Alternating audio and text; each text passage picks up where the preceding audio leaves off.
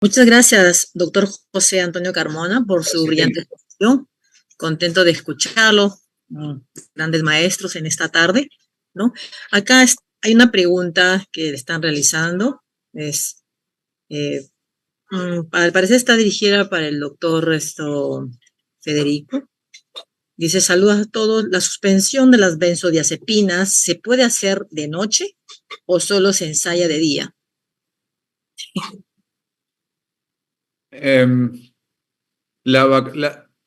Dos consideraciones. La vacación de sedación o la suspensión diaria de sedantes se recomienda que se consensúe en el equipo en el momento que uno considere que es más propicio para lograr el objetivo, que es que el paciente se despierte, nos demuestre si puede estar despierto, cómodo y tranquilo con el respirador, si puede hacer una prueba de ventilación espontánea y en ese caso si puede ser liberado de la ventilación. Eso suele ser a la mañana porque es cuando estamos todos, entonces uno decide hacer la vacación de sedación por la mañana. Habiendo dicho eso, si yo suspendo las benzodiazepinas, que son drogas que se acumulan en infusión continua, recién a la mañana, no se va a despertar el paciente, se va a despertar horas o días después, con lo cual lo antes que pueda suspenderlas mejor. Y otra consideración es que si cuando las voy a suspender, tengo que tener en cuenta que puede haber abstinencia y en ese caso tener algún plan de contingencia, ya sea con alternativas como dexmedetomidina endovenosa o clonidina o alguna benzodiazepina intermitente, discutirlo eso con el equipo, pero tener presente que la suspensión abrupta de benzodiazepinas y narcóticos puede generar abstinencia. Bien, doctor.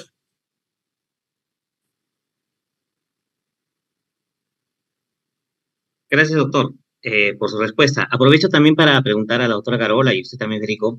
Acá en Perú, aprovechando esta pregunta, es muy frecuente el confort que hacen el personal de enfermería, ¿no? Y generalmente lo hacen, el baño que realizan los pacientes, lo hacen en horarios tempranos, ¿no? 5:30 de la mañana, 6 de la mañana, para hacer la entrega del turno, ¿no? Para el otro grupo que entra. ¿Alguna consideración? ¿Sugieren cambiar el horario? ¿Hay algún estudio que relacione este tipo de acciones que realiza enfermería con alguna mayor incidencia con el delirio del paciente? Sobre todo cuando estamos en destete. No sé si hay alguna opinión respecto a eso. Sí, Julio, gracias. Yo creo que todas las medidas que alteren el sueño y el ciclo sueño-vigilia hay que intentar evitarlas. Y una de ellas es el baño nocturno. Hay que acoplarlo a una hora que el paciente pueda tener sus horas de sueño y que no coincida precisamente con el momento en que el paciente está descansando. Nosotros, no sé por qué los baños siempre se han hecho de madrugada en los pacientes de UCI. No entiendo, no sé muy bien de dónde viene esa costumbre, pero nosotros hace ya mucho tiempo que no lo hacemos así. O sea, empezamos a lavar a los pacientes a las 7 de la mañana y por la noche o sea, no, a las 5 de la mañana no se les, excepto que el paciente que haya que cambiarlo porque se haya manchado por algo, pero de forma sistemática intentamos dejar todos los baños y todos hechos justo antes de que el paciente vaya a empezar a dormir. Intentamos respetar por lo menos 7 horas de sueño, 6, 7 horas de sueño. Pero no solamente el baño, cualquier actividad que pueda alterar el sueño normal del paciente, es que ya no solamente por el delirium, la falta de sueño tiene otras muchísimas consecuencias en la UCI, altera la inmunidad, mayor predisposición. En fin, que el ciclo sueño-vigilia yo creo que hay que mantenerlo. Y desde luego lo que no tiene sentido es que le demos a los pacientes medicación para que duerman y luego los despertemos a las 5 de la mañana para bañarlos. Que eso es un poco a veces también lo que pasa, ¿no? Que se les da un Valium por la noche para que duerman y bueno, pues una de las medidas no farmacológicas es precisamente evitar eso. Muchas gracias, doctora. ¿Algún comentario adicional, doctor Federico? No, creo que forma parte de lo que decíamos en el paquete de medidas, que es esa constelación de estrategias que tenemos que poner en marcha y que pensamos que tal vez hacemos mucho hincapié en una medicación tal o cual y después hacemos cosas que sabemos que son deleterias para el paciente. Pero bueno, creo que va más a la implementación, ¿no? Y entender, como decía Carola, entender el porqué de las estrategias actuales y trabajar con el equipo de salud para buscar una mejor alternativa. Creo que solamente con bajar reglamentaciones no se logran cambios sostenibles en el tiempo. Correcto, doctor, muchas gracias. Tengo una pregunta para el doctor Carmona, acá de los oyentes. Doctor Carmona dice, buenas tardes, gracias por las conferencias. Tengo dos preguntas. ¿Qué tan efectivo es el seguimiento del Doppler transcraneal en los estatus convulsivos en ausencia de electroencefalograma? La primera pregunta. Y la segunda, el objetivo y el uso de soluciones hipertónicas es bajar la PIP. Por lo tanto, su administración en bolos, ¿cuál sería la efectividad de administrarla en infusión continua? Gracias. El Doppler transcraneal, perdón, voy a empezar por otra parte. El estatus epiléptico aumenta el flujo sanguíneo cerebral hasta en un 200%. Se producen cambios de flujo notables, interesantes, y esa actividad eléctrica generalizada agota la actividad y regresa nuevamente la actividad y agota la actividad como tal. Los cambios en el Doppler transcraneal importantemente van a reducirse la producción de hiperemia. La hiperemia es un trastorno del flujo sanguíneo cerebral en el que nosotros vemos una etapa inicial, pero posteriormente el paciente empieza a cambiar. Cuando pasa a la segunda etapa, a un efecto de isquemia. La hiperemia misma nos puede llevar a isquemia en los pacientes y las medicaciones, y de ahí en mayor producción de edema. En el caso que les mostré, las imágenes de Doppler transcraneal eran inicialmente de hiperemia y posteriormente de isquemia porque tenía la paciente importantes manifestaciones de hipertensión y cambios en el espectro que se alarga en la fase diastólica de la curva del Doppler transcraneal. El alargamiento de la fase diastólica y el aumento de las resistencias en el pico de entrada sistólico inicial cuando entra el paciente hablan de resistencia. Entonces, el Doppler transcraneal tiene la capacidad de poder predecir hipertensión endocraniana en la medida en que va incrementando la presión intracraneal. Sí, cuando empieza tempranamente la hipertensión endocraniana, cuando tenemos cifras normales de 10, no vemos casi nada. La imagen, el índice de pulsatividad y el espectro son completamente normales. Y conforme va subiendo la presión intracraneana, ya estamos hablando entre 20 y 30. El Doppler todavía se enmascara porque no nos alcanza a dar, pero ya empieza a dar a partir de los 30 milímetros de mercurio la versión de las resistencias incrementadas. No es la mejor idea de poder hacerlo. Lo que sí podemos saber es parte de la etiología que está produciendo la hipertensión endocraniana. Si nosotros hacemos el seguimiento del Doppler ciego, tenemos el ciego y tenemos el vidente, así les llamo yo, ¿sí? Tenemos en el vidente lo que podemos ver son arterias engrosadas, arterias con problemas, podemos empezar a pensar en que el paciente tiene problemas de obstrucción y que eso nos está hablando de un proceso oclusivo. Entonces tenemos que hacer la etiología de lo que está ocurriendo. Si nosotros encontramos que hay en el paciente datos de crecimiento ventricular, ¿sí? Ya sabemos que puede haber una masa y eso nos está orientando a la etiología del paciente y que tiene hidrocefalia de los pacientes. ¿Qué porcentaje de los pacientes hacen hidrocefalia? Es lo que tengo que saber. Tenemos tres síndromes, el oclusivo, el isquémico, el oclusivo, isquémico, el hemorrágico y el de la hemorragia subaracnoidea. El comportamiento es diferente totalmente de una de las otras a las terceras. El Doppler nos ayuda a valorar el vasoespasmo importantemente de lo que tenemos en el paciente con hemorragia subaracnoidea. Parece ser que es de los mejores posibles para seguirlo, nada más que es paso a pasito, cada vaso se estrecha, se rosaria, son totalmente diferentes y cambian notablemente. Entonces, hay que buscar cuál es el síndrome de la paciente, cuál es la etiología del paciente, ¿sí? No es lo mismo atender a un paciente de las tres, y más aparte tiene hipertensión endocraniana. Entonces, la etiología es importante. Y luego le ponemos la hipertensión, y entonces ya cuando ponemos la hipertensión, ya solamente vamos a manejar el problema final, el problema funcional, no el estructural o dañino. Entonces, cada uno tiene su valor de lo que puede ser útil. En la embarazada es una situación especial de lo que estamos viendo, porque la preeclampsia modifica el Doppler transcraneal, también importante. Hay muchas publicaciones, muchísimas sobre los cambios que se producen en la embarazada con la preeclampsia, con la eclampsia como tal. ¿sí? Cualquiera de los factores de los 4 que les comenté puede producir crisis convulsivas. Entonces, la separación metodológica de lo que queremos estudiar es bien importante. ¿Para qué lo voy a usar? ¿Qué tiene la paciente? ¿Cuánto espero en las cifras de lo que tenga la paciente? Entonces, hay que estructurar nuestra forma de pensar para poder decidir qué hacer, qué voy a esperar.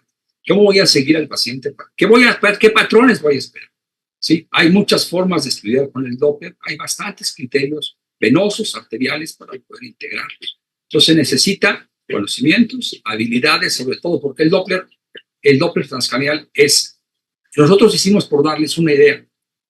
Tú hiciste uno, yo hice el otro, tú hiciste el otro, y el manejo de la mano cambia completamente entre los 5, las opiniones que tengas. Entonces, se necesita... Hay autores, publicaciones, Alejandro Ravenstein, dice, yo no utilizo Doppler, ya lo usé, ya me quedé con la experiencia y ya me quedo sin nada de experiencia y lo voy a utilizar. Como tal, ya vi que ya no, además publicó sobre todo. Hay varios autores, hay neurocirujanos que también han utilizado el Doppler y ya no lo usan porque dicen, voy a encontrar esto. ¿Vale? Si tú eres joven y quieres empezar a estudiar Doppler transcranial, te necesitas tener un buen maestro, ¿sí? Un equipo importante que te vaya guiando solito. Está difícil que lo puedas hacer, pero se puede utilizar. Entonces, ese es el proceso. Viene la calidad de la atención de lo que estás brindando. Entonces, hasta ahí es útil, aumenta el flujo. Resumiendo lo que te dije, quita todo lo anterior, lo extra. Ahora, hipertónicas. En hipertónicas, el objetivo es bajar la presión intracraneal. Ok, tengo monitoreo, me voy a dar cuenta de cuándo cayó. Puedo ponerle la vaina al nervio óptico y puedo ver que cae con la vaina del nervio óptico y me baja. Sí, ya tengo la situación. Pero, como viste en la paciente, vuelve a volver a subir la presión intracraneana mientras no le quites el factor que está haciendo el problema. ¿Sí? Puede volver a subir y por eso se recomienda muchas veces mantener la infusión continua para poder hacer, y puede, a pesar de la infusión continua, volver a subir la presión intracraneana de los pacientes. Entonces, es muy interesante estar manejando continuamente el monitoreo de la presión intracraneana. Si tienes soluciones a líneas hipertónicas, te vas a dar cuenta. Con la vaina del nervio óptico, hemos visto que le pongo la vaina y con la hipertónica y me espero 10 minutos a ver qué pasa. Y la vaina no va a variar mucho. 5, sí, baja 4.3, 4.8, lo que tengas, y ahí se mantiene la vaina. Pero la disparidad es en cuanto con la presión intracraneal se maneja diferente. La variabilidad es sustancial con la vaina del nervio óptico y más cuando tienes infusiones continuas. Lo mejor es poder decir qué pasa en el paciente, o sea, integrar todo. Excelente respuesta, doctor Néstor. Hay una pregunta de los participantes. Preguntan, ¿es recomendable la utilización de antipsicóticos, en este caso risperidona, quetiapina, de forma rutinaria, previo al despertar de un paciente que estuvo con ventilación y sedación prolongada para prevención del delirio? O en todo caso, ¿en qué casos, no? Deberíamos utilizar. Bueno, no sé, yo creo que medicación preventiva para el delirium no se debe utilizar, ninguna.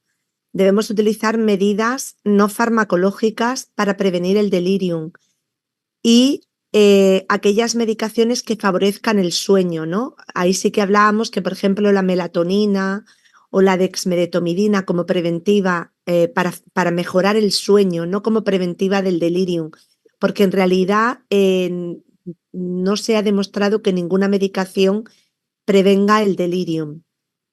Entonces, lo que tenemos es que utilizar, y desde luego los antipsicóticos atípicos, menos aún. Los antipsicóticos solamente se deben utilizar en los casos, como decía, ¿no? Anteriormente, en los casos en los que haya síntomas de hiperactividad y como tratamiento farmacológico, no como tratamiento preventivo. Como tratamiento preventivo, medidas no farmacológicas. No sé si Fede quiere añadir algo. No, estoy de acuerdo. No haría tratamiento preventivo para delirium. Sí, creo que en un paciente que tiene infusión prolongada de sedantes haría alguna estrategia probablemente de reducción gradual para evitar abstinencia y diferenciar bien, si bien está todo dentro del rango de agitación, si el problema es relacionado con abstinencia, si el problema es relacionado con agitación, delirium, si hay otra cuestión que lo esté generando. Pero consistentemente los trabajos que han intentado prevenir el delirium con medicación no han dado resultados positivos en su mayoría. Es cierto también que la medicación demostró ser segura.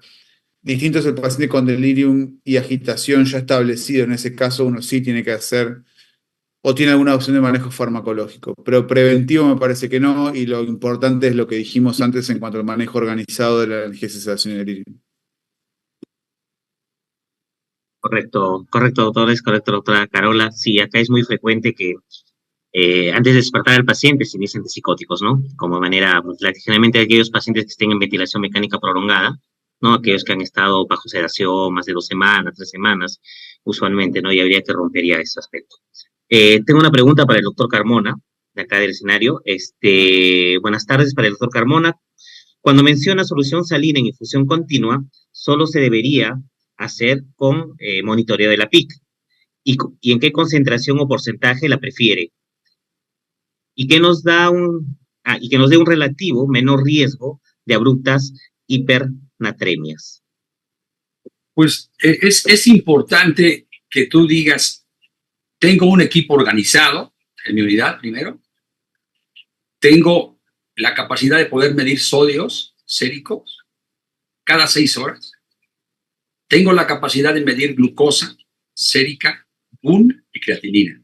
Vamos a calcular osmolaridad sérica. La primera publicación, mejor dicho, la más expectativa, fue hecha por el doctor Anthony Marmaro, y es una publicación vieja sobre qué pasa con la glucosa, con el manitol o con la hipertónica. Años después salió la hipertónica, pero vamos con el manitol. Y se da cuenta que a los 5 minutos empieza el efecto, ¿sí? Inmediatamente, y que a las 2 horas tienes la mejor, y que a las 13 horas te cambia tu osmolaridad sérica y va volviendo a subir otra vez. Entonces, para las 4 horas, la vida media de la osmolaridad sérica que tenías al comienzo basal, vuelve otra vez a ser nuevamente casi similar a la que tenías cuando empezaste. Entonces, volviendo a la estructura, sí tengo la capacidad de monitorizar sodio, potasio y glucosa para estar viendo. Porque el pico máximo lo vas a tener a los 5, 15 minutos, ya tienes que tener caída.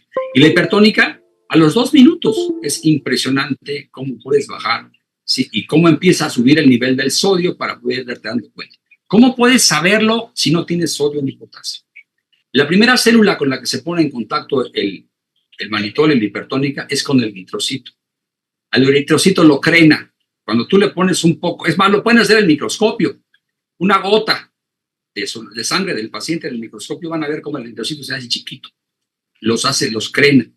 Entonces, yo por la viscosidad de una biometría hemática me puedo ir dando cuenta cómo va crenando a los eritrocitos, cómo los va cambiando. Entonces, ya tengo la capacidad de medir glucosa, ya lo voy a poder hacer. Ahora voy a calcular.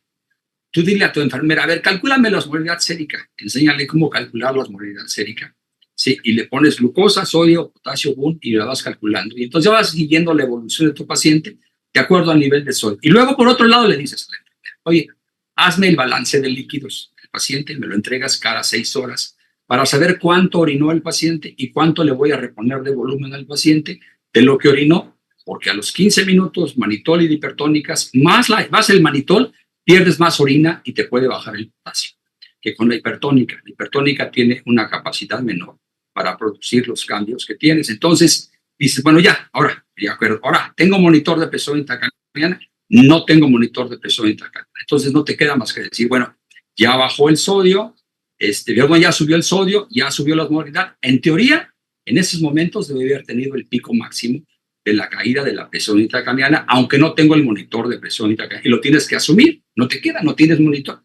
¿Tienes vaina? Medio te va a servir, medio no. ¿Tienes Doppler? Medio te va a servir, no te va a servir. Entonces tienes que buscar que no te queda más que hacer las osmolaridades para saber en qué momento te tuviste el pico de acción. Ok, entonces ya hasta ahí ya pasaste. Entonces ahora dices, bueno, tengo tomografía, voy a llevar el potasio en la tomografía y lo voy a ver hasta los otros 2 días la tomografía, cuando vayas haciendo la primera tomografía. Entonces te quedas en seguir y pasarle el monitor cada 6 horas, como le dicen, como están haciendo las cosas con la hipertónica. Entonces tú tienes que saber cuál es el efecto que vas a tener de acuerdo a lo que puedes monitorizar en tu unidad. Si yo tengo monitor de presión intracraniana, me voy a dar cuenta fácilmente de lo que estoy haciendo con los fármacos en los pacientes y de lo que eso es lo ideal que puedas hacer para saber qué poner y qué no ver cuando regresas al paciente. La dosis que vas a utilizar en hipertónicas es al 3% o al 7%. Y cada país diferente tiene, yo en México tengo al 27% en ampolletas. Cada país tiene formas diferentes de preparar una solución hipertónica al 3, al 7 y al 23%. ¿Por dónde la voy a poner? No por el catéter, no la voy a poner por un catéter que vaya directo, porque le voy a tronar las venas al paciente. Entonces tienes que saber qué tienes en tu unidad para poder decir, estoy haciendo lo correcto, te preguntas, y poder asumir. Esa es la respuesta, 3 y 7% de lo que tú tienes, y en base a la gráfica, como vieron, a 1 mililitro en infusión continua, pero eso es lo que puedes saber. La hipertónica, ¿cuándo termina el efecto de la hipertónica? Depende muchas veces de si vas a ponerlo en infusión continua, esperas que baje. Pero aquí viene una situación diferente. Como al tercer día, si tienes una contusión cerebral, empieza a haber osmoles idiógenos, y eso te va a llevar al efecto de rebote en los pacientes. Más o menos a ese, y más si usaste más manitol o más hipertónicos, te va a subir la osmolaridad arriba de 320, y entonces es diferente manitol a hipertónicas. En contusión, elección nacional es diferente del trauma que tiene el hematoma. Tienes que saber qué tiene el paciente. Si yo le pongo una hipertónica al paciente, pues voy a tener problemas con una contusión porque le voy a estar poniendo manitol y manitol al paciente en infusión, y eso me va a dar al rato efecto de rebote. Entonces tienes que saber la etiología, las vías, la forma de envasarlos y la vida media en base al monitoreo que tengas. Muchas gracias, doctor, por la respuesta. Doctor José Antonio, hay una consulta, no puedo decir, dice, en nuestras UCIs vemos que siempre hay una justificación para no usar propofol, pero nunca para usar benzodiazepinas. ¿Cuál sería la mejor estrategia para que una unidad de cuidados intensivos se cambie la constante de usar benzodiazepinas para sedación de todos los pacientes? Como un consejo, o qué hacer. Bueno, Sí, adelante. yo creo que lo más importante es la formación, como siempre, ¿no? Entonces, si se da una formación adecuada sobre cuáles son las indicaciones de las benzodiazepinas, cuáles son los efectos secundarios, cuáles son las consecuencias que pueden tener las benzodiazepinas a largo plazo en cuanto a deterioro cognitivo, en cuanto a mayor posibilidad de desarrollar un síndrome postcuidados intensivos, más días de ventilación mecánica, como mayor tolerancia, en fin, yo creo que al final lo que hay que hacer es difícil. O sea, yo creo que es una de las cosas más difíciles en sedación. A nosotros nos ha costado trabajo, pero al final es como todo, cualquier cambio, el cambio de la sedación profunda a la sedación superficial, yo lo recuerdo casi como algo imposible, porque estábamos acostumbrados a tener a los pacientes profundamente sedados y nadie quería que los pacientes estuvieran despiertos.